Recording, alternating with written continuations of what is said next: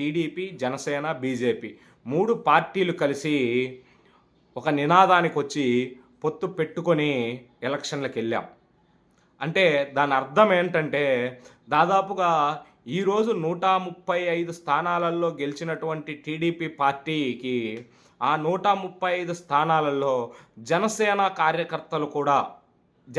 కార్యకర్తల ఓటింగ్ కూడా పడింది అనేది నువ్వు తెలుసుకోవాలా.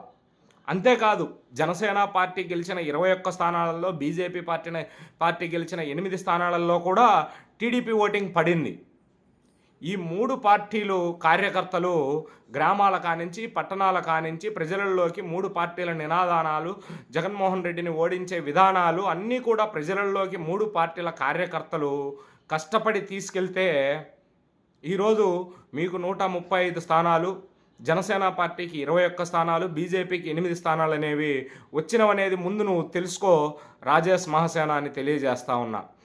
135 స్థానాలు ఉన్నాయి కదా, సీఎం చేయొచ్చు. ఎప్పుడు చేయొచ్చు?